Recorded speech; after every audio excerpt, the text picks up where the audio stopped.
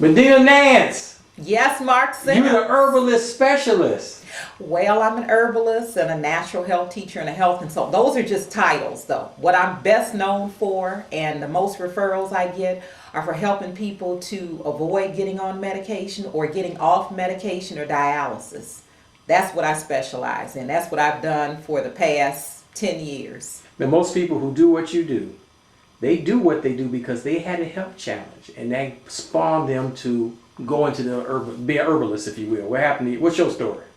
Well, I started, you know how it starts as a seed in your mind, because when I was a teenager in high school, my father and uncle were the administrator of a couple of nursing homes, Hyde Park, West Side, and I sort of insinuated in a nice way to Daddy that he was cheap because he wouldn't buy me all the stuff I wanted in September. My father would get you good shoes, school supplies, couple things, but he wasn't one to buy you a whole lot of fashion. So he said, you're a teenager now and you need your own job and your own income. So he took me to Evergreen Plaza, brought me a white uniform. This is before CNAs had to become certified. So I was a nurse's aide at a nursing home. So that's what really clicked.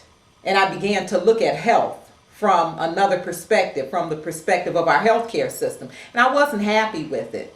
I was quite green at 15, but even at 15-year-old at Hirsch High School. At Hirsch High School, Back in the day. State champions. Back in the day. Ricky Green. Way back in the day. Way back in the day. I just told it, but that's cool. But see, you're comfortable telling it. I'm comfortable because I always tell people getting older is a pleasure when you consider the alternative. You better believe it. So I'm glad, I'm thankful to be here, thank God. And sometimes we sense our own mortality as we get older, and we don't even think about these herbs and vitamins and supplements until we get, and food of course, until we get older. Yes.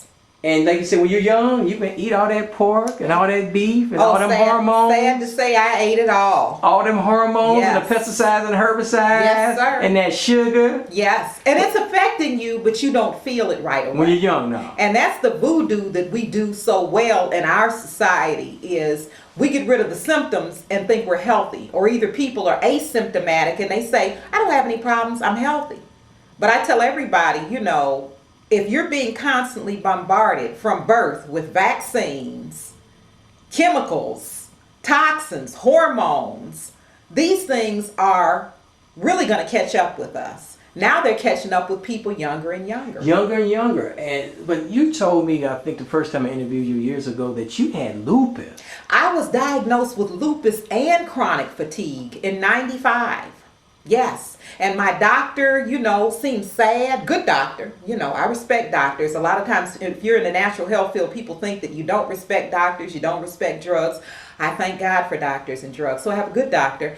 And he said, well, you know, the antigen count doesn't look good and looks like you have lupus and chronic fatigue.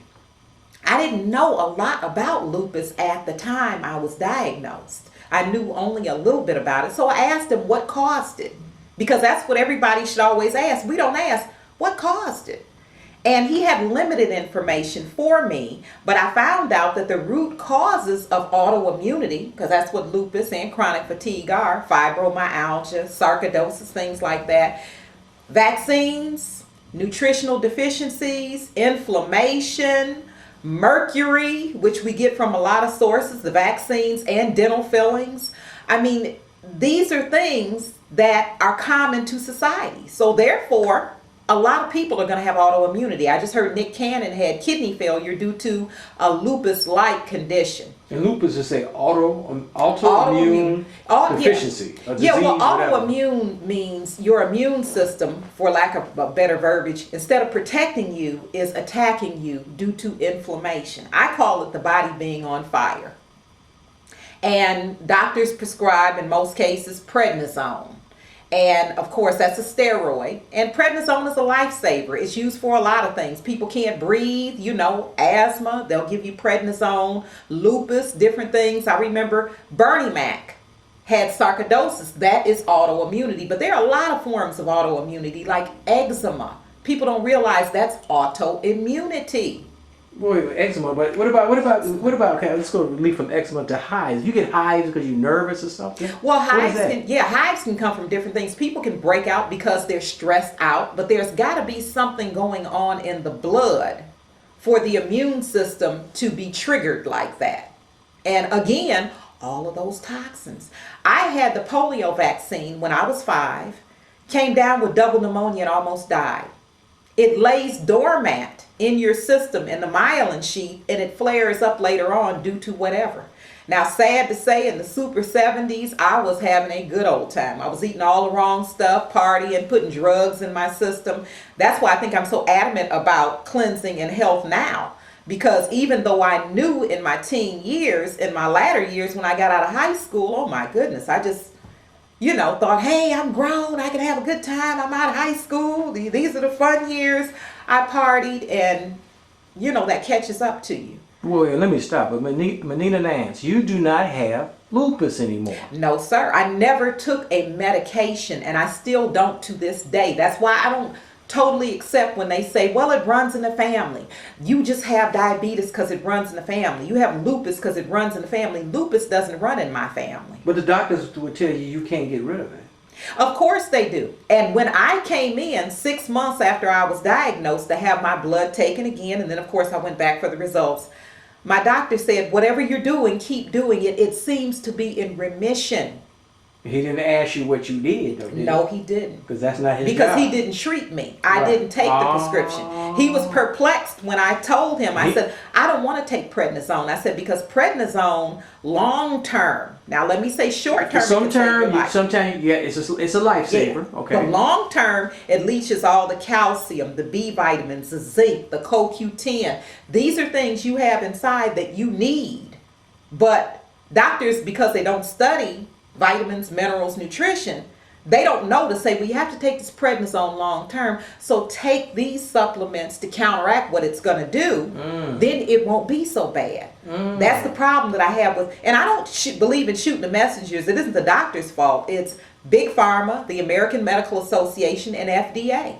Now I'm not gonna have you give the store away right now, because Okay. see, people please tell me what herb to take. What should I? That's what they want, and they gotta take the time. They gotta do it right. I'm not an allopathic herbalist, and a lot of times people try to be. I was in the beginning. I had a Back to Eden book. I had a daycare center, and a lot of people noticed that their children were getting healthier because I was juicing. The only herb I gave them was catnip, because it's relatively safe for, most children. It's good for calming them down, but it's not a sedative. It's good for the digestive system. But that's the only herb I gave them. And I basically juiced and changed their diet. I gave them cherry flavored cod liver oil every day. And in about 3 months, everything began to change, because I told their parents, no more bologna and cheese sandwiches, no pink and purple and blue juice, no sodas. I don't want them hopped up in here, And of course, the children, they're grown now, and they have children of their own, because that was a long time ago. But what I noticed about that is, once I got into the herbs, and I felt like I was sort of pushed into the supplements and herbs going from nutrition, because people are so pill-oriented. We want to get rid of the symptom and don't think about the root of the problem. Yeah, but I know people, they want me to have you give the store for free, and I'm not going to do that today. They're going to have to take their time and do their research. Okay. Let's move on to fibroids. Yes, we sir. know a lot of women, if I've missed something, because I don't have a list in front of me, if I miss something, you just chime in. Okay. I know a lot of women have female issues. Yes. We have hysterectomies and all that kind of, what is that? That's fibroids. Wow. That's one blown up. Are you serious? Let me see. This is fibroids. Wow. That's what it looks like. And I'm going to tell you what it's from. It's from all of the hormones. These are fibroid tumors? Fibroid tumors, and they're rock hard. They're solid. They're from all of the hormones that they're injecting into the animals. Because a lot of people may not eat a lot of meat, but they're going to have butter, they're going to have cheese, they're going to have milk, they're going to have ice cream, they're going to have yogurt, what have you. A lot of dairy. Yes. And they've been shooting these hormones up in the animals a long time. So as the old saying goes, the chickens have come home to roost. You don't get fibroids over. It takes years for that toxins to build up. A lot of times women may have small ones. Like I have put women on programs to just say cleanse. They're working on something else. Maybe they want to come off diabetes medication or high blood pressure medication. they'll come back and tell me, you know what? I didn't tell you because I forgot all about it. The doctor said I had small fibroids. Yeah, but these fibroids, here, let me show that picture again. These fibroids, you saying they can go away on their own? Yeah, you can shrink them. You can shrink them. Yes. But here's the thing. Now there's a caveat to that. Sometimes women wait so long. Okay. Because the doctors will say they're not bothering you, don't bother them. Right. And my thinking is that the surgery to remove them or the hysterectomy to remove them and make sure they don't come back is bringing in lots of money to the hospital. And besides, they're not trained on how to prevent or how to shrink them naturally. But they sure tell you, give you some drugs or give you some surgery. Yes. That's what drugs because and surgery. That's how they're trained. Drugs and surgery. We can't expect them to give what they haven't been taught. So that's why I say don't shoot the messenger. It's not the doctor's fault. it's the FDA. Without giving us, because we don't do cures here. That's not what we do. But we do know that the first thing you do if you had these fibroids is lay off all that dairy and you have to. You the have chicken to, with the stuff. What they put? What they do? Hormones. It's in the chicken. It's in the beef. The cows. All your dairy. Yeah, not the turkeys because they usually plump on their own. Oh, yeah, but the point is that. But they have antibiotics. And then we're getting estrogen from a lot of other sources too. There are things called xenoestrogens, toxins from the plastics. I can remember when the singer Sheryl Crow was diagnosed with breast cancer. And her oncologist asked her, he said, do you drink bottled water? And I think her reply was something like, who doesn't? Because everybody's drinking plastic. But it's only one type of plastic you can drink. I forgot what it is. Every doctor told me there's only one type of plastic bottle you can drink out of, and I forgot what it is. Meaning that polycarbonate. That's what it is. Yes, probably a polycarbonate. It has a lining in it. But that means, but most plastic bottles, and I drink plastic. Yeah, the milk, the water bottles. So, but here's the good news. We're not going to avoid all of the toxins, the excitotoxins, the xenoestrogens altogether. But what we can do is clean up our past. We can clean that out. See, my thing is I want to treat my body like a car. When the car is brand new, like you said, when we're younger, just put gas in and drive, show it off, it's shining, it's beautiful. But as that car gets older, and this is what I learned from an Asian professor in Beijing, China. He said, we call the liver the emotional organ. And I asked why.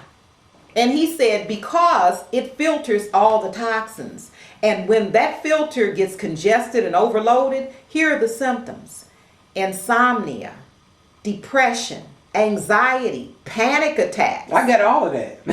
Come on, Mark. I got all of it. Keep going. But I'm seeing a lot of people seriously who they want to put on medication. Think about Whitney Houston. They said Xanax, was there. So a lot of people, this is becoming common now because the liver is overloaded. Here's some other symptoms. High cholesterol, excess weight gain, migraines, hot flashes, night sweats. I got all of that, even hot flashes. Well, it's common now. The point is that when you go to cleanse, you got to actually take the advice of a person like you.